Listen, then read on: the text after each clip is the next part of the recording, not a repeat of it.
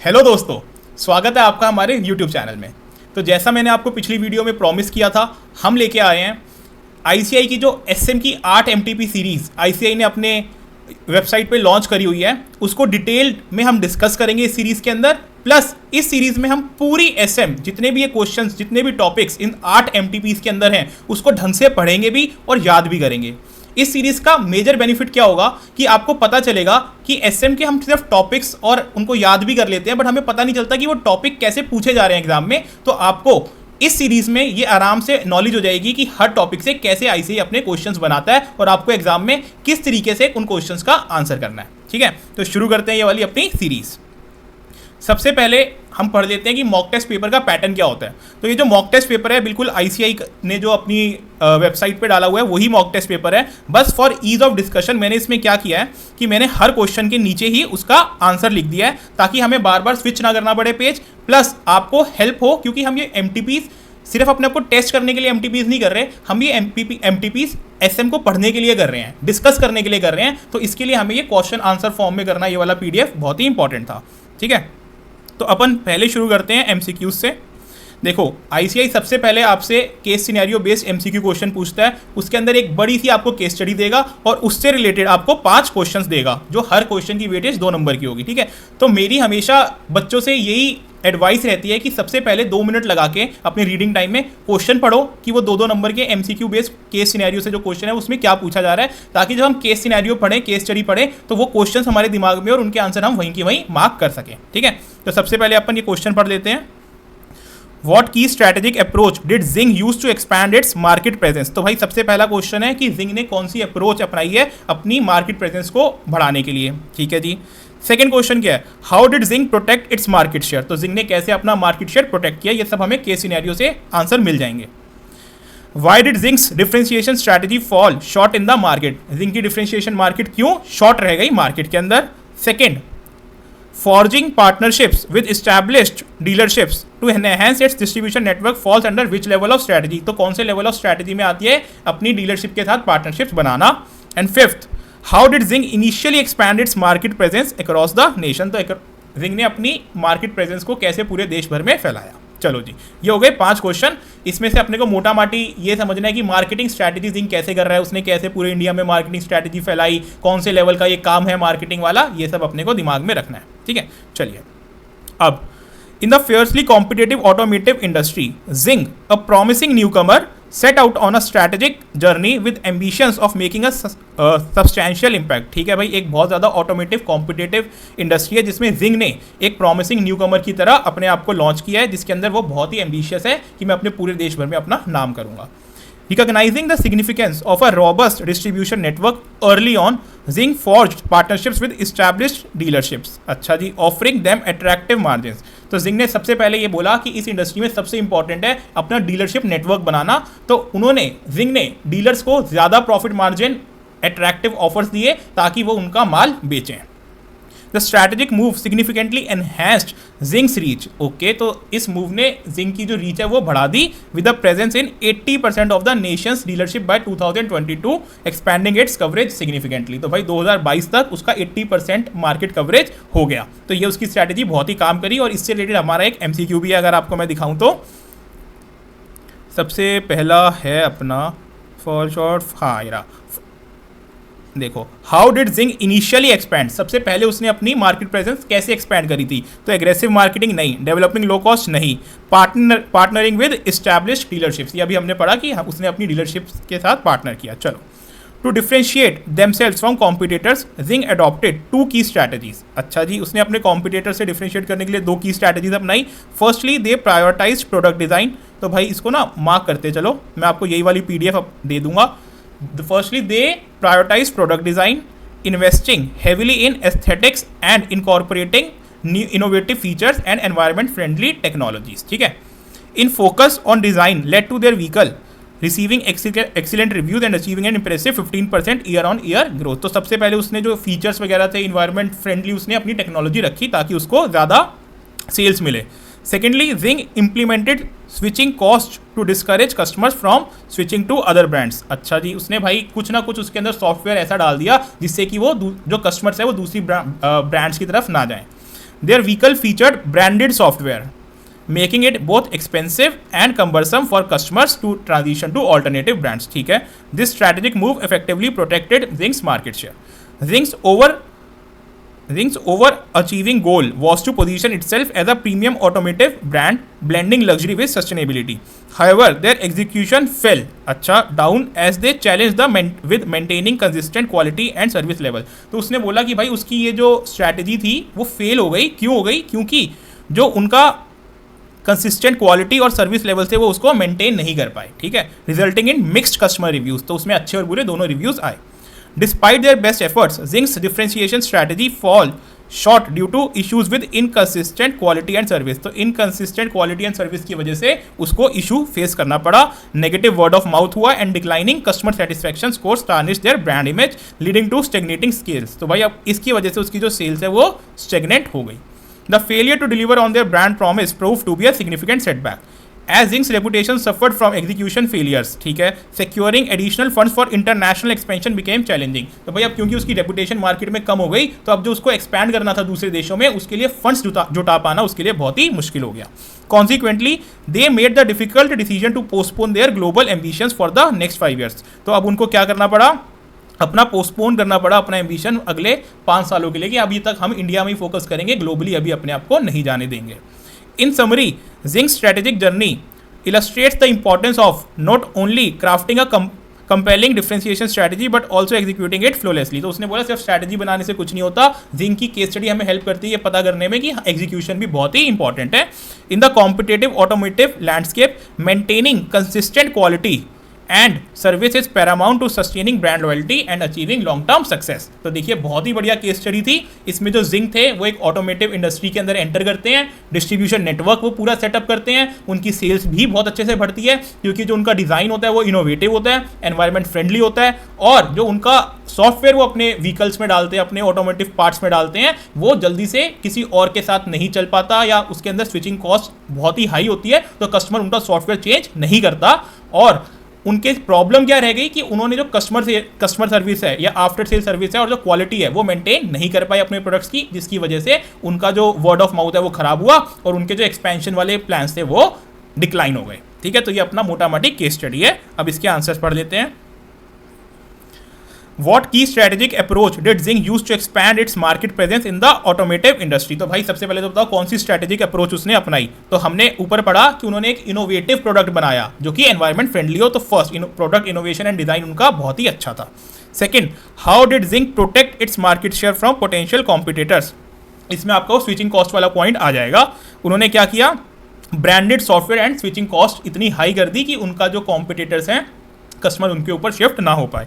Third, why did Zing's differentiation strategy fall short in the market. उसकी जो differentiation strategy थी वो काम क्यों नहीं कर पाई मार्केट के अंदर, क्योंकि उसकी जो क्वालिटी थी, इनकंसिस्टेंट क्वालिटी एंड सर्विस, इसकी वजह से जो उसने इतना अच्छा प्रोडक्ट भी बनाया बट जब उसने क्वालिटी अच्छी नहीं रख पाया तो भाई क्या ही फायदा। कस्टमर्स को एक ही बार प्रोडक्ट लेते ही पता चल गया कि यार ये जितने दावे कर रहे हैं वो सब झूठे हैं।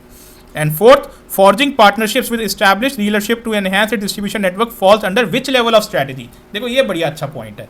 तो अब ये बताओ उसने जो अपनी डीलरशिप नेटवर्क बनाया वो कौन सी स्ट्रैटेजी का पार्ट है। क्या ये कॉर्पोरेट है, क्या ये बिजनेस है या एक फंक्शनल है। 3 लेवल्स होते हैं ना स्ट्रैटेजी के, corporate level, business level and functional level.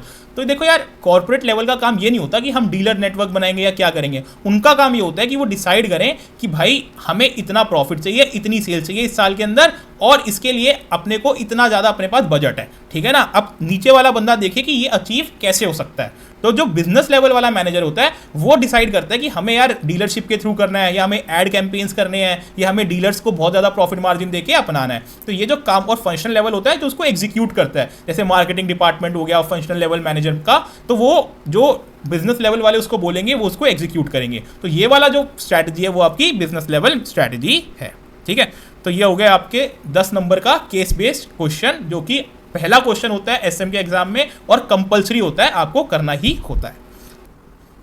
तो अब चलते हैं अपन एमसीक्यूज के बी पार्ट के अंदर, जिसमें आईसीआई आपसे 3 क्वेश्चन पूछेगा, 2 क्वेश्चन 2-2 नंबर के और 1 क्वेश्चन 1 नंबर का। तो फर्स्ट क्वेश्चन पढ़ते हैं। Techmax incorporation, a leading technology company, offers a diverse portfolio of products ranging from established cash cows to promising question marks. As part of its strategic planning process, company aims to assess its product portfolio performance and allocate resources effectively. In which quadrant BCG matrix would TechMax new innovative product recently launched in a rapidly growing market likely fall into? तो ये आपका question BCG matrix का है, chapter number 4. ठीक है, इसके अंदर अब पूछा जा रहा है कि ये जो प्रोडक्ट है जो हमने रिसेंटली लॉन्च किया है वो आपका कैश काउ है, क्वेश्चन मार्क है, स्टार है या डॉग है. तो देखो कैश काउ डॉग हो नहीं सकता, क्योंकि कैश काउ आपका मार्केट जो होती है वो बहुत स्टेबलाइज हो चुकी होती है और आपका जो प्रोडक्ट होता है वो बहुत मैच्योर हो चुका होता है. डॉग नहीं हो सकता क्योंकि मार्केट डिक्लाइनिंग होती है डॉग के स्टेज में. तो अब दो बचे स्टार और क्वेश्चन मार्क, जिसमें बच्चों को ज़्यादातर कन्फ्यूजन रहती है. तो हमेशा याद रखना जो स्टार के अंदर प्रोडक्ट्स आते हैं वो कंपनी के हीरो प्रोडक्ट होते हैं, उसमें अभी टेस्ट नहीं चल रहा होता, वो ऑलमोस्ट इस्टेब्लिश्ड होते हैं प्रोडक्ट्स और कंपनी उसके अंदर बहुत ज़्यादा मुनाफा कमा रही होती है. तो इसलिए ये वाला क्योंकि न्यूली प्रोडक्ट लॉन्च है तो ये आपका स्टार नहीं, आपका क्वेश्चन मार्क प्रोडक्ट होगा. ठीक है, अभी क्योंकि ये टेस्टिंग फेज पे है. Then Blue Sky Enterprises, a multinational corporation specializing in renewable energy solutions, is undergoing a strategic transformation to enhance its competitive position in the market. As part of this initiative, the company is re-evaluating its organization structure, process, and culture. Which aspect of McKinsey 7S model is most relevant for Blue Sky Enterprises during its strategic transformation? तो इसके अंदर क्या है? Structure. ठीक है ना, क्योंकि वो अपना री-evaluate कर रही है अपना organisation structure, process and culture. तो उसके अंदर आपका 7S मॉडल में स्ट्रक्चर का आएगा. Then third, the threat of substitutes is high when. Substitutes का थ्रेट सबसे ज़्यादा कब होता है? जब देयर आर फ्यू सब्सटीट्यूट्स. नहीं भाई, अगर कम सब्सटीट्यूट होंगे तो भाई क्यों थ्रेट ज़्यादा होगा? सेकेंड, स्विचिंग कॉस्ट आर लो. हाँ, ये हो सकता है कि अगर स्विचिंग कॉस्ट लो है तो हमारे जो कस्टमर्स है वो कहीं और चले जाएं. Third, suppliers have high bargaining power. अगर सप्लायर्स की हमारी बार्गेनिंग पावर ज़्यादा है तो सब्सटीट्यूट प्रोडक्ट्स पे क्यों जाएगा कोई बंदा? इसका तो कोई रिलेशन ही नहीं है. Then there is strong brand loyalty. But अगर स्ट्रॉन्ग ब्रांड लॉयल्टी होगी तो सब्सटीट्यूट्स पे बिल्कुल भी नहीं जाएगा बंदा. तो यहाँ पे क्या होगा? स्विचिंग कॉस्ट आर लो. ठीक है, चलिए तो अब आ जाते हैं अपन अपने डिस्क्रिप्टिव पार्ट के ऊपर. तो आईसीआई ने आपसे 15 नंबर के एमसीक्यूज पूछ लिए. डिस्क्रिप्टिव पार्ट के अंदर जो आपका फर्स्ट क्वेश्चन होता है वो कंपलसरी होता है. उसके अंदर 3 पार्ट्स होते हैं 5-5 नंबर के, यानी कि फर्स्ट क्वेश्चन होता है आपका 15 नंबर का. उसके बाद जो है आईसीआई आपसे 3 और क्वेश्चन पूछता है जो है 10-10 नंबर के. ठीक है, उसमें से आपको कोई भी 2 क्वेश्चन करने होते हैं और एक आपको चॉइस होती है. ठीक है, तो चलिए पहले क्वेश्चन से अपन पढ़ते हैं. Swati is the marketing manager at a software company. ठीक है भाई, स्वाति एक मार्केटिंग मैनेजर है सॉफ्टवेयर कंपनी के अंदर.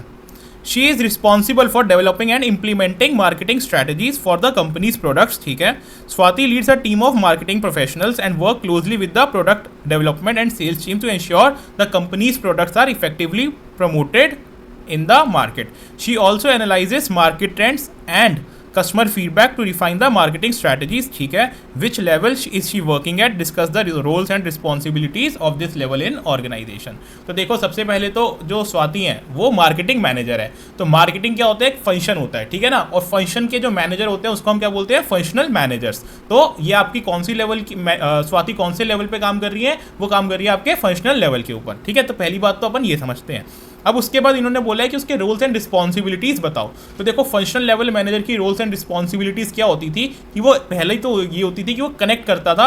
जो बिजनेस लेवल मैनेजर उसको बोलेगा वो सब एग्जीक्यूशन में उसकी हेल्प करेगा, और बिजनेस लेवल और कॉर्पोरेट लेवल मैनेजर्स के बीच में एक कनेक्शन की तरह वो काम करता है कि जो भी वो चाहते हैं एग्जीक्यूट करना वो एग्जीक्यूट करता है.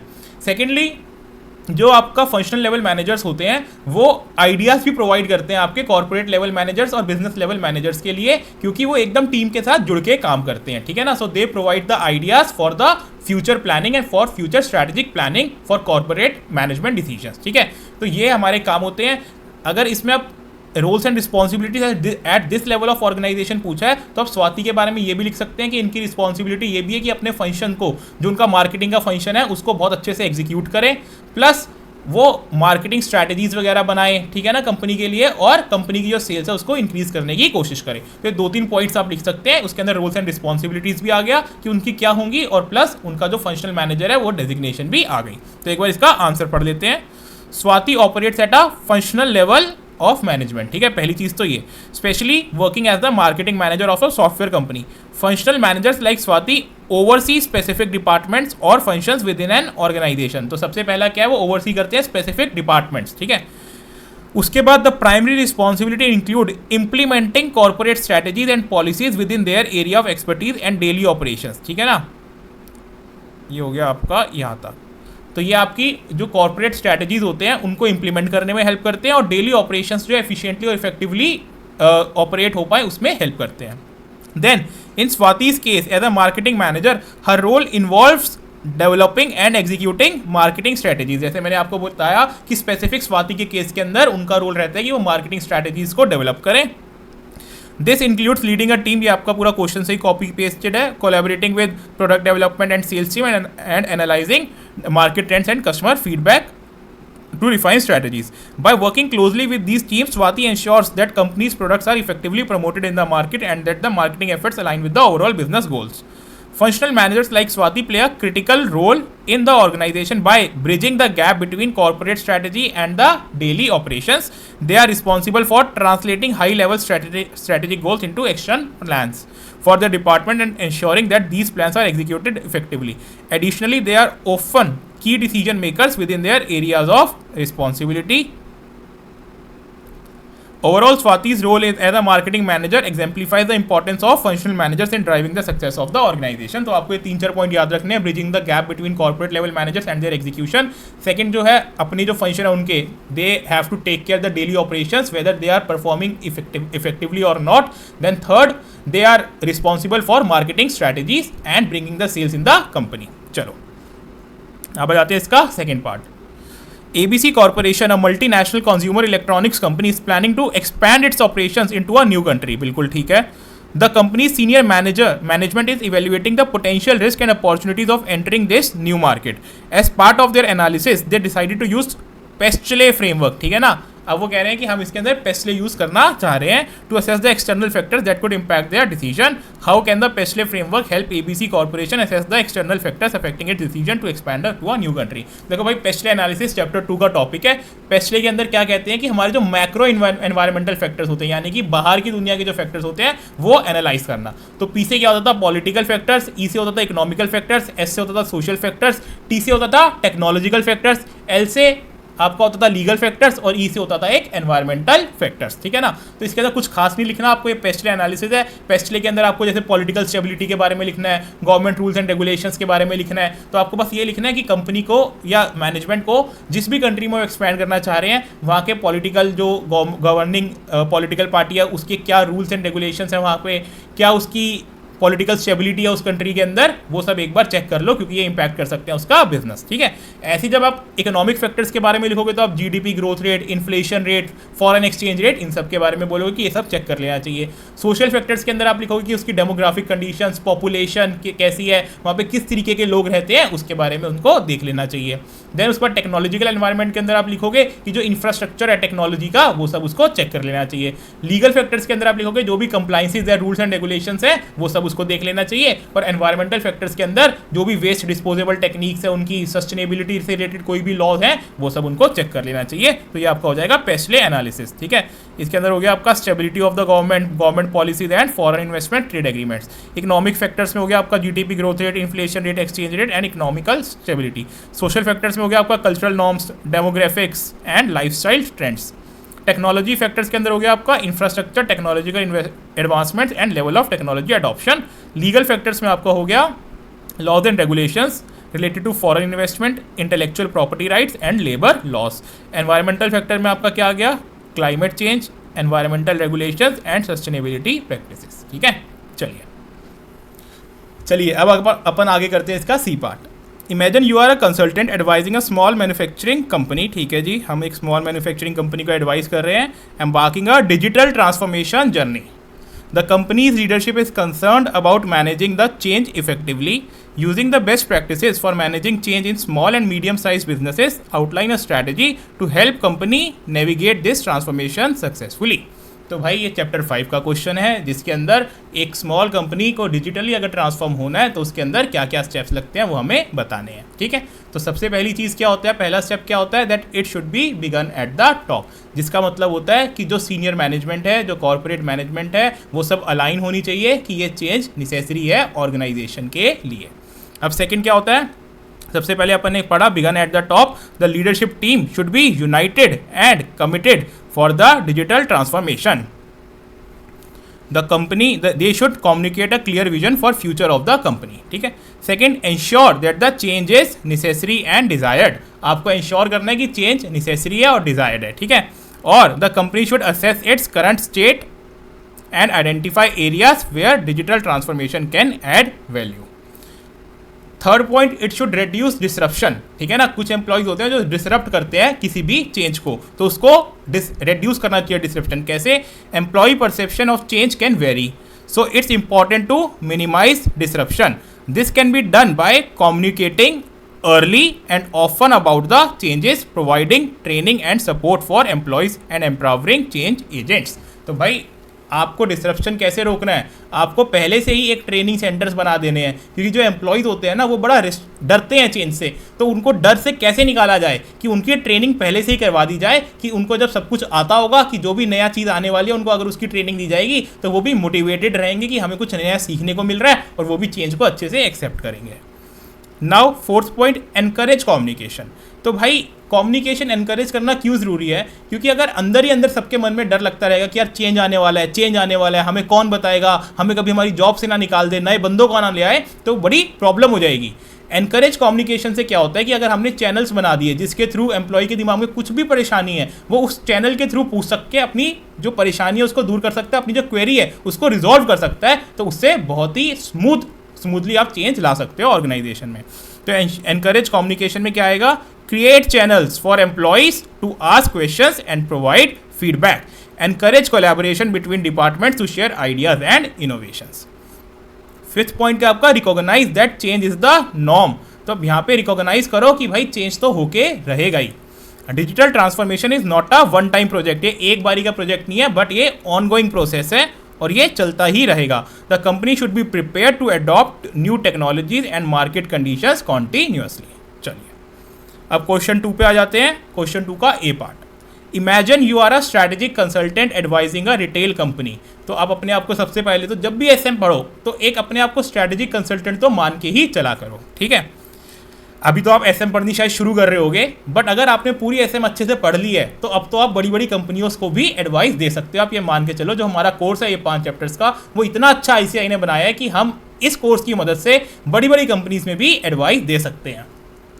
Imagine you are a strategic consultant advising a retail company that is facing increasing competition from online retailers, ठीक है। The company is considering several strategic options to improve its market position using the concept that strategy is partly proactive and partly reactive। Chapter 1 का concept कि strategy partly proactive होती है, कि हमें पहले से जो चेंज आने वाला है उसके लिए प्रिपेयर होकर रहना पड़ता है, और पार्टली रिएक्टिव होती है कि जैसे ही चेंज आया हमने उसको देख के कि हमें क्या क्या चेंजेस लाने चाहिए उसी टाइम हमने चेंजेस लाए।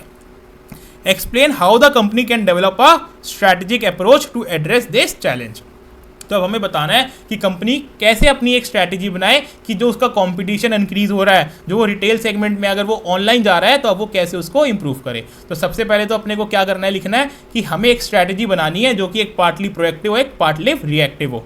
तो प्रोएक्टिव के अंदर क्या होगा कि हम पहले से ही मार्केट ट्रेंड्स को एनालाइज करेंगे, हम खर्चा करेंगे ताकि हमें मार्केट ट्रेंड्स को एनालाइज करके अपॉर्चुनिटीज़ जो है एनवायरनमेंट के अंदर वो पहले से पता चल जाए और हम उसके ऊपर काम कर सकें, ठीक है। हम कंज्यूमर के बिहेवियर को समझ सकें, इसके ऊपर हम खर्चा करेंगे और इसको जानेंगे। और रिएक्टिव स्ट्रैटेजी क्या है कि जैसे ही आपको कॉम्पिटिटर अगर ऑनलाइन कुछ बेचना शुरू कर रहा है तो आपने भी अपनी ऐप बनाई, आपने भी अपनी वेबसाइट बनाई और आपने भी सामान ऑनलाइन बेचना शुरू कर दिया, ठीक है। तो इसको एक बार पढ़ लेते हैं। The retail company can develop a strategic approach that is both proactive and reactive to address the challenge of increasing competition. Proactive strategy क्या है बच्चों? The company can proactively analyze market trends and customer preferences. आप proactively पहले से ही जान जाओ कि market trends क्या है और customer preferences क्या है, ताकि आप अपनी जो अपॉर्चुनिटीज एंड एनवायरनमेंट में उसको आइडेंटिफाई कर सको और अपने ग्रोथ के लिए उसको यूज कर सको। For example, it can invest in market research to understand what consumers value in retail experience and tailor its offering to according to those needs. The proactive approach can help the company stay ahead of competition and attract new customers. अब reactive strategy क्या है? In addition to proactive strategy की भाई proactive strategy में आप ये सब तो करो ही जो हमने ऊपर बोला है, बट उसके साथ साथ जैसे ही कंपनी को पता चले कि मान लीजिए कॉम्पिटिटर लॉन्च कर रहे हैं एक new online shopping platform, the company should quickly assess the impact on it's business and develop a response. ठीक है ना, जैसे उसको पता चले कि कॉम्पिटिटर कोई ना कोई हरकत कर रहा है, आपको उसका रिस्पॉन्स उसी टाइम बना लेना है। चलिए, जो आपकी ये होती है, आपको combine proactive and reactive strategy बनाना होता है, तभी आप अपने कॉम्पिटिशन से लड़ पाओगे। अब इसका बी पार्ट पढ़ते हैं। You are a strategic manager for a tech company launching a new smartphone model.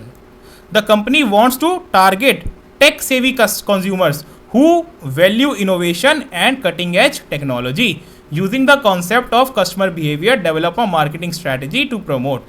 आपने कस्टमर बिहेवियर का जो आपने कॉन्सेप्ट पढ़ा था वो पढ़ा था अपने चैप्टर 2 के अंदर, ठीक है, जिसके अंदर हमने पढ़ा था कि कस्टमर के एक चीज़ खरीदने के कुछ स्टेप्स होते हैं। वो स्टेप्स क्या होते हैं? सबसे पहला external behaviour.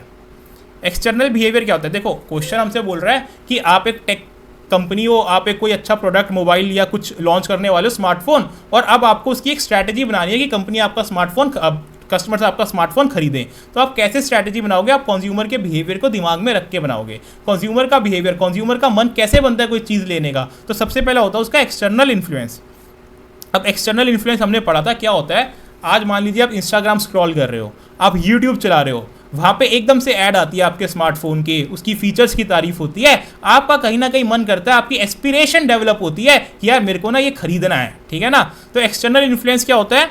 Utilise online platforms and tech forums to generate a buzz around the new smartphone. आपको एक बज बनाना है, जैसे अभी आपका नॉर्ड आ रहा है OnePlus का जो लेटेस्ट मॉडल है, उसका बज़ बन रहा है कि हाँ भाई कुछ ना कुछ नया आने वाला है। या एप्पल जब भी अपना न्यू आईफोन लॉन्च करता है तो वो पहले से ही मार्केट में 1-2 महीने पहले हवा फैला देता है कि नया स्मार्टफोन आने वाला है। उसकी कुछ ना कुछ पिक्चर्स लीक हो जाती है ऑनलाइन कि अब भाई एप्पल एक नया अपना स्मार्टफोन, नया अपना सीरीज लॉन्च करने वाला है। आईफोन अब 18 आएगा, फिर 19 आएगा, ऐसे नए नए आईफोन्स आने वाले हैं।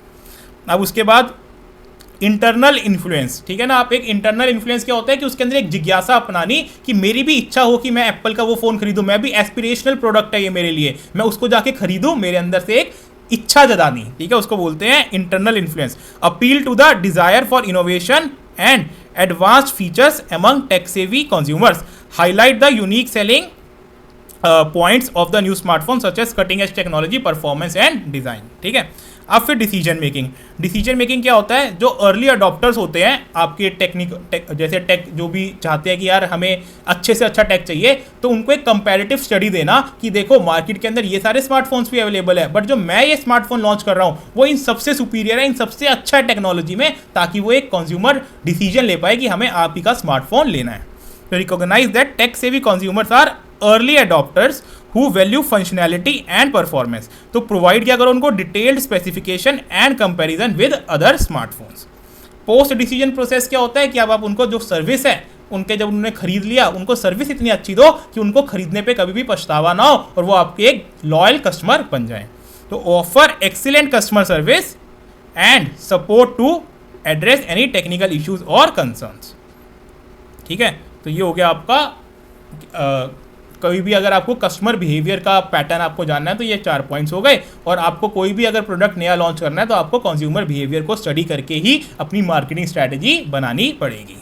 चलिए अब क्वेश्चन 3 पढ़ते हैं अपन, उसका ए पार्ट। एक बेवरेज कंपनी है, वो एक new line of energy drinks जो कि टारगेट करती है हेल्थ कॉन्शियस कंज्यूमर्स को, वो लॉन्च करना चाह रही है।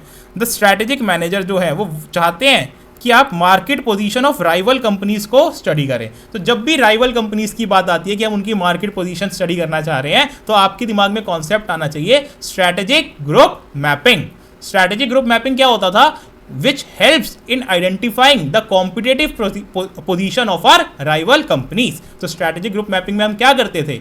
याद है आईपैड से मैंने आपको बताया था पहले, identify the competitors based on the characteristics, ठीक है, कॉम्पीटिंग कैरेक्टरिस्टिक्स, कि मान लीजिए वो इस ज्योग्राफी पे बेचता है एक कंपनी, एक हाई रेंज पे बेचती है, एक लो रेंज पे बेचती है, तो कैरेक्टरिस्टिक के बेसिस पे अपने कॉम्पिटिटर्स को पहले आइडेंटिफाई करना, फिर उसके बाद प्लॉट करना एक ग्राफ पे अपने सारे कॉम्पिटिटर्स को, फिर उसके बाद उनको असाइन करना एक स्ट्रैटेजिक ग्रुप, ठीक है ना, कि भाई कहाँ पे जो कॉम्पिटिटर है, एक ग्रुप के अंदर मान लीजिए एक लो मीडियम लो प्राइस पे बेचने वाला कॉम्पिटिटर से 3-4 उनको एक साथ ग्रुपिंग कर लेना, एक हाई प्राइस पे बेचने वाला उनको एक साथ, कोई मीडियम प्राइस पे बेचने वाला उनको एक साथ ग्रुप कर लेना, ठीक है ना। और फिर उसके बाद उसके सर्कल्स बनाना, किसके रिस्पेक्ट में, जितना उनका मार्केट शेयर है। अगर लो वालों का ज़्यादा मार्केट शेयर है तो ज़्यादा बड़ा सर्कल पूरे रेवेन्यू शेयर के अंदर, और अगर मान लीजिए हाई एंड वालों का, हाई प्राइस वालों का ज़्यादा है तो उनका बड़ा सर्कल। तो एक बार इसको पढ़ लेते हैं। To study the market position of rival companies the strategic manager can use the concept strategic group mapping. चलिए इसको कैसे करते हैं हम यूज, प्रोसीजर क्या है। सबसे पहले करेंगे identify the competitive characteristics that differentiate the firm in industry typical variables. Then हम उनको प्लॉट करेंगे ऑन अ 2 वेरिएबल मैप। फिर असाइन करेंगे फर्म को that in the same strategy space. तो जो भी फर्म सेम स्ट्रैटेजी स्पेस में होगी उसको सेम स्ट्रैटेजी ग्रुप में असाइन कर देंगे, और लास्ट में हम सर्कल बना देंगे उन स्ट्रैटेजी ग्रुप के रिगार्डिंग किस बेसिस पे कितना बड़ा सर्कल होगा, जितना उसका मार्केट शेयर है, उस ग्रुप का जितना मार्केट शेयर है उतना ही बड़ा उसका प्रोपोर्शनेट सर्कल होगा। तो इन स्टेप्स से आप अपनी पोजीशन जो होगी राइवल कंपनीज की वो निकाल सकते हो। अब इसका अपन बी पार्ट पढ़ते हैं। The CEO of a textile mill believes that his company currently operating at a loss, ओहो, that can be turn around. तो यहाँ पे टर्न अराउंड स्ट्रैटेजी आ गई, आपने पढ़ा था चैप्टर 4 के अंदर। Develop an action plan outlining steps that CEO can take to achieve this turn around. तो steps of turn around strategy जब मैंने अपने एग्जाम बूस्टर बैच में पढ़ाया था टॉपिक, तो बहुत ही डिटेल में पढ़ाया था, और एक एक स्टेप मैंने आपको बताया था, आपके एग्जाम पर्सपेक्टिव से बहुत ही इंपॉर्टेंट है। ठीक है, तो सबसे पहला स्टेप क्या होता है, असेसमेंट ऑफ करंट प्रॉब्लम। ठीक है, अभी आपकी प्रॉब्लम क्या है, सबसे पहले उसको असेस करेंगे। फिर सेकंड स्टेप होगा कि हम एनालाइज करेंगे सिचुएशन को और डेवलप करेंगे एक स्ट्रैटेजिक प्लान कि उस प्रॉब्लम को ठीक कैसे किया जा सकता है। देन थर्ड होगा आपका implementing an emergency action plan, कि अगर कंपनी के अंदर बहुत ज़्यादा लॉसेज हो रहे हैं तो पहले हमें एक इमरजेंसी प्लान बनाना पड़ेगा, जिससे एटलीस्ट हम कंपनी को ब्रीथ करने का टाइम दे सकें। ऐसा ना हो कि हम पूरी अभी बड़ा प्लान बना लें 3 सालों का और कंपनी के पास रनवे ही 2-4 महीने का बचा हुआ हो। देन फोर्थ क्या होगा, रीस्ट्रक्चरिंग द बिजनेस, कि भाई जो हमने प्लान बनाया उसके अकॉर्डिंग पूरे बिजनेस को चेंज करना। And last returning to normal, जब आपका प्रॉफिट दोबारा से कंपनी आपकी प्रॉफिटेबल हो जाए, आपका सब कुछ काम धंधा ठीक लाइन पे आ जाए, तो रिटर्न टू द नॉर्मलसी। ठीक है ना, चलिए अब क्वेश्चन 4 पढ़ते हैं। Why strategic performance measures are essential for organisation. तो ये आपके चैप्टर 5 का टॉपिक है, जिसके अंदर स्ट्रैटेजिक परफॉर्मेंस मेजर्स पढ़े थे हमने, जिसमें हमने फाइनेंशियल मेजर्स पढ़े थे, कस्टमर मेजर्स पढ़े थे, हमने इकोनॉमिकल मेजर्स पढ़े थे, हमने एनवायरमेंटल मेजर्स पढ़े थे। ठीक है ना, हमें बताया था कि भाई कंपनी को इतना प्रॉफिट लाना है, ये उसका एक फाइनेंशियल मेजर है। ठीक है ना, कस्टमर मेजर में कंपनी को इतने कस्टमर्स लाने हैं, ये उसका कस्टमर मेजर है। तो जो आपके स्ट्रैटेजिक परफॉर्मेंस मेजर्स होते हैं वो क्या होते हैं, आपको हेल्प करते हैं बताने में कि आपकी परफॉर्मेंस कैसी चल रही है। तो उसकी इंपॉर्टेंस क्या होती है, इंपॉर्टेंस होती है सबसे पहली गोल अलाइनमेंट। जो आपने सोचा है आप उसके अकॉर्डिंग चल पा रहे हैं नहीं चल पा रहे, ये समझने में हमें हेल्प करते हैं हमारे strategic performance measures. Then resource allocation, जिस हिसाब से हमने सोचा उस हिसाब से चल रहा है या नहीं चल रहा, उस हिसाब से हम रिसोर्सेज को एलोकेट करेंगे। देन कॉन्टिन्यूस इंप्रूवमेंट, यही स्ट्रैटेजिक परफॉर्मेंस मेजर्स है जिनको हम बार बार देख के अपने आप को इंप्रूव करने की कोशिश करते हैं। अगर ये ठीक नहीं चल रहे होते तो हम कोशिश करते हैं इनको और ज़्यादा इंप्रूव करें, ताकि जो हमने सोचा वो हम अचीव कर पाएं। एंड लास्ट एक्सटर्नल अकाउंटेबिलिटी, यही स्ट्रैटेजिक परफॉर्मेंस मेजर्स है जिनके बेसिस पे जो हमारे शेयर होल्डर्स हैं, जिन्होंने हमें पैसा दिया हुआ है, बैंक वाले हैं, वो हमें डिसाइड करते हैं कि हम सही से काम कर रहे हैं या नहीं कर रहे हैं। अब अपन करते हैं पार्ट बी। तो how Mendelow's matrix be used to analyse and manage the stakeholders effectively. तो मेंडलॉस मैट्रिक्स के अंदर अपन ने पढ़ा था कि अपन कैसे बहुत सारे कंपनी के स्टेक होल्डर्स होते हैं, बहुत सारे कंपनी में लोग इन्वॉल्व होते हैं, हमें किस बंदे को कितना इंपॉर्टेंस देनी है वो हमें मेंडलॉस मैट्रिक्स बताता है। तो इसका सिंपल सा पैरामीटर था कि इसके अंदर आप एक तरह से दो वर्टिकल्स के अंदर, 2 एक्सिस के अंदर आप अपने शेयर होल्डर्स को डाल दो। शेयर होल्डर्स मतलब जो स्टेक होल्डर्स हैं, एक जिनकी पावर है और एक जिनका इंटरेस्ट है। एक एक्सिस पे आप इंटरेस्ट डाल दो, एक एक्सिस पे आप पावर डाल दो। ठीक है, अब हाई इंटरेस्ट यानी कि high power and high interest वाले जो लोग हैं उनको हम बोलते हैं की प्लेयर। ये होते हैं कंपनी के CEOs। ठीक है ना, ये कंपनी के अंदर जो शेयर होल्डर्स होते हैं, जिनको पावर भी कंपनी के अंदर सबसे ज़्यादा दी होती है और इनका इंटरेस्ट भी कंपनी के अंदर सबसे ज़्यादा होता है। तो ये होते हैं की प्लेयर्स। इनकी जो बात होती है इनको एकदम अच्छे से सेटिस्फाई करते हैं हम, जो ये कहते हैं वैसे ही कंपनी के अंदर होता है। सेकंड आते हैं आपके जिनकी पावर हाई होती है बट इंटरेस्ट अभी लो होता है, उनको हम रखते हैं कीप सेटिस्फाइड। जैसे कि गवर्नमेंट की टाइम टू टाइम हम रिटर्न भर देंगे, टैक्स भर देंगे, और ताकि इनको सेटिस्फाई रखे, क्योंकि इनकी पावर बहुत ज़्यादा है लेकिन अभी इनका इंटरेस्ट हमारी ऑर्गेनाइजेशन में नहीं है। देन आ जाते हैं आपके जिनका हाई इंटरेस्ट होता है बट पावर बहुत कम होती है, जैसे कि आपके मीडिया हाउसेस वगैरह हो गए, ठीक है ना, इनकी पावर तो बहुत कम होगी अभी हमारे बिजनेस में, लेकिन इंटरेस्ट बहुत ज़्यादा होता है कई बार, तो इनको हम रखेंगे कीप इन्फॉर्म्ड, कि जितनी इनको ज़रूरत है उतनी हम बातें बता दें ताकि ये ज़्यादा परेशान भी ना हो और हमारा काम भी चलता रहे।